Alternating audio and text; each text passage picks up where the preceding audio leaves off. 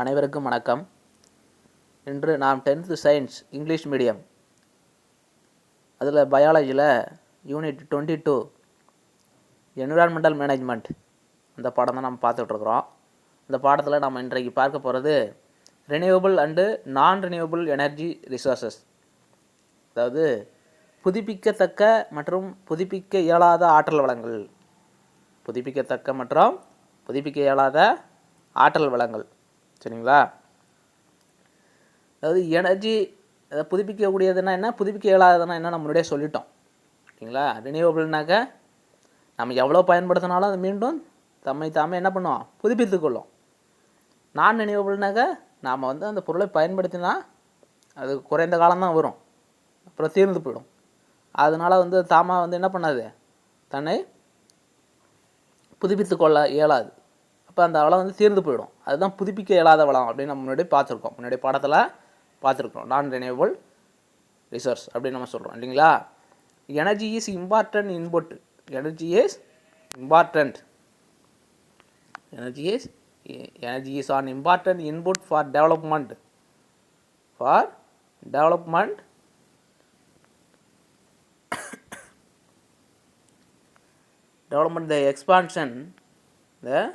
The expansion of possible energy resource has been directly related with the pace of agricultural and industrial development in every part of the world. Energy resource can be classified in non-renewable and renewable.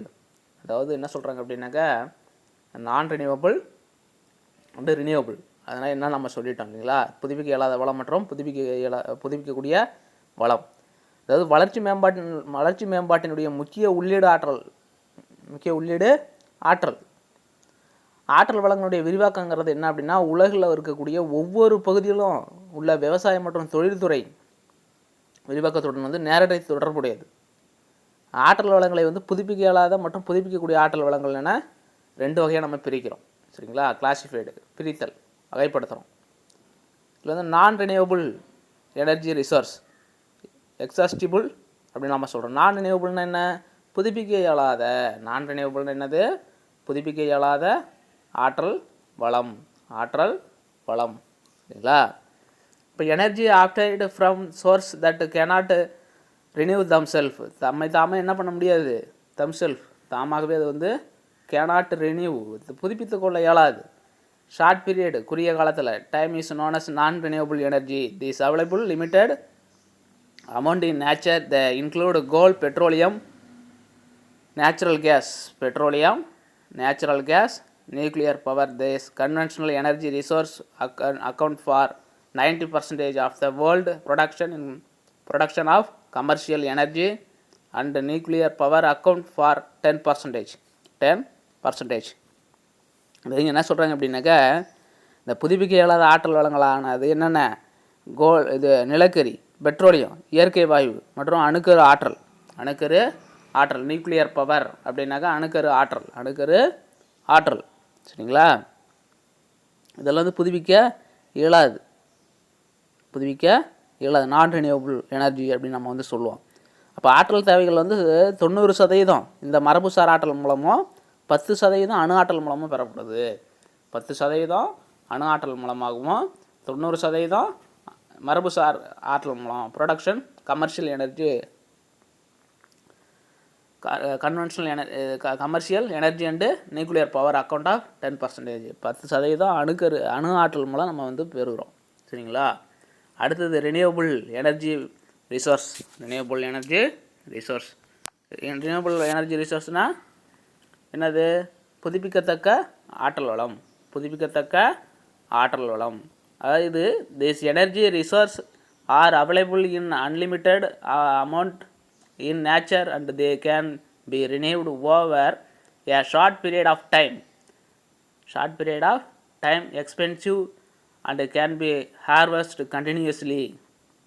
ரினியூவபிள்னாக்க என்னன்னாக்க நம்ம கண்டினியூஸாக தொடர்ந்து நம்ம என்ன பண்ணுறோம், அதை பயன்படுத்திக்கிட்டு வரோம். This compress the vast potential of non conventional energy resources which include biofuel, biomass energy, geothermal energy, water energy, hydro electric energy and tidal energy.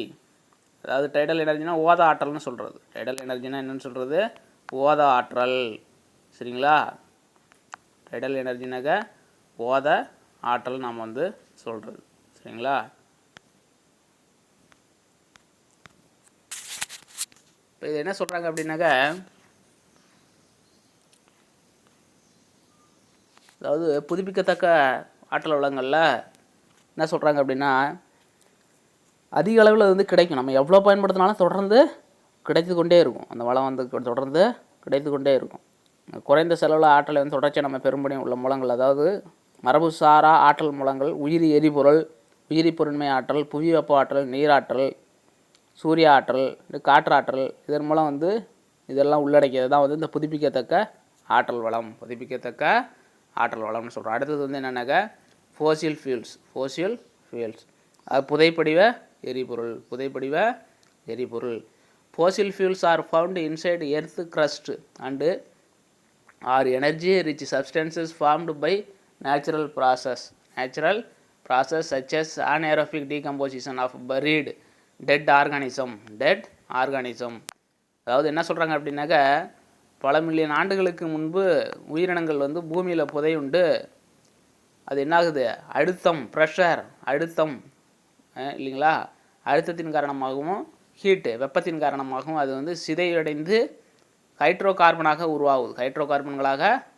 உருவாகி தான் உருவான பொருள் தான் என்னென்ன பெட்ரோலியம், கோல், நேச்சுரல் கேஸ். இதை தான் நம்ம புதைப்படிவ எரிபொருள்னு சொல்கிறோம். அதாவது பல மில்லியன் ஆண்டுகளுக்கு முன்பு காற்றில்லா சூழ்நிலையில் ஆன்ஏரோபிக் டீகம்போசிஷன், காற்றில்லா சூழலில் சிதைவடைகிறது. ஆன்ஏரோபிக் டீகம்போசிஷன் அப்படின்னா காற்றில்லா சூழ்நிலையில் என்ன ஆகுது, இறந்த உயிரினங்கள் சிதைவடைந்து ஹைட்ரோ கார்பன்களாக மாறி இருக்கு. அதுதான் என்னென்னு சொல்கிறாங்க, petroleum, coal and natural gas அப்படின்னு வந்து சொல்கிறாங்க. இல்லைங்களா? இப்போ அடுத்து வந்து பார்த்தோம்னாக்கா coal and petroleum are natural resource. இந்த நிலக்கரியும் பெட்ரோலியமும் என்னது, இயற்கை வளங்கள் அப்படின்னு சொல்கிறாங்க. நிலக்கரியும் பெட்ரோலியத்தையும் வந்து இயற்கை வளங்கள். They are called ஃபோசில் fuels as they are formed from the degradation of biomass buried deep under the earth millions of years ago. இதெல்லாம் வந்து எப்படி இந்த கோல் அண்ட் பெட்ரோல் எல்லாம் எப்படி உருவாச்சு அப்படின்னு சொல்கிறாங்கனாக்கா, என்ன சொல்கிறாங்க, earth millions of year ago, ஆண்டுகளுக்கு முன்பு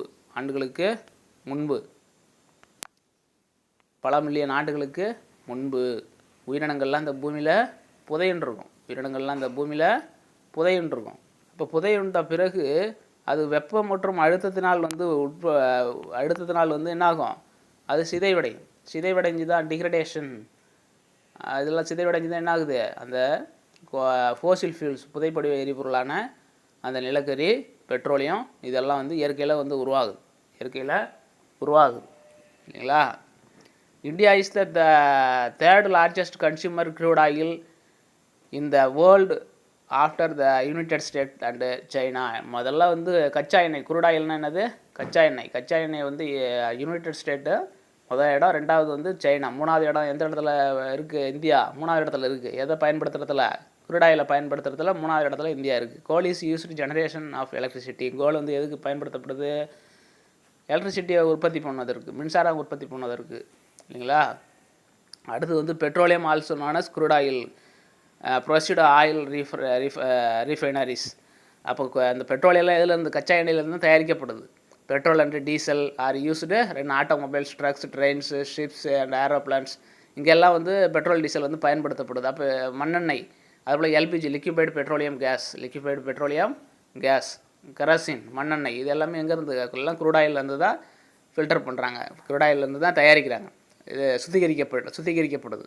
அப்போ சுத்திகரிக்கப்பட்டு பெட்ரோல் டீசல்லாம் ஆட்டோமொபைல், ட்ரக்கு, ட்ரெயின், ஷிப்பு இங்கெல்லாம் வந்து பயன்படுத்துகிறாங்க. இதெல்லாம் வந்து என்ன பண்ணுறாங்க, பயன்படுத்துகிறாங்க. Obtained from petroleum is used domestic fuel, cooking, food. அப்போ எல்பிஜி கேஸ் நம்ம வந்து என்ன பண்ணுறோம், உணவு சமைப்பதற்கு வீட்டு உபயோக எரிபொருளாகவும் நம்ம பயன்படுத்துகிறோம், டொமஸ்டிக் ஃபியூல். இல்லைங்களா? அடுத்தது coal and petroleum reserve can get exhausted if we continue using them at a rapid rate. The formation of these fossil fuels is a very slow process and take very long period of time renewable. அதாவது வந்து இதில் வந்து என்னன்னாக்க என்ன சொல்கிறாங்க அப்படின்னாக்க இது வந்து உற்பத்தி ஆவதற்கு நீண்ட காலம் ஆவதோடு இது மெதுவாகவும் நடைபெறும். இந்த வினை வந்து மெதுவாகவும் நடைபெறும். நிலக்கரி பெட்ரோலியம்லாம் உடனே வந்து உற்பத்தி ஆகாது. நிலக்கரி பெட்ரோலியம்லாம் வந்து உடனே உற்பத்தி ஆகாது. அது உற்பத்தி ஆவதற்கு நீண்ட காலம் பிடிக்கும். அப்போ உற்பத்தி ஆகிறதுக்கு நீண்ட காலம் பிடிக்கும்.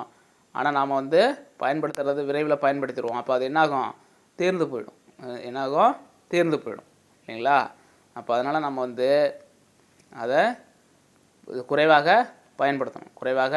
பயன்படுத்தணும். அடுத்தது step to conserve goal and petroleum resources. சரிங்களா? இது நம்ம அடுத்த வகுப்பில் காண்போம். இதுவரைக்கும் உங்களுக்கு புரிந்திருக்கும் என்று நினைக்கிறேன். தேங்க்யூ.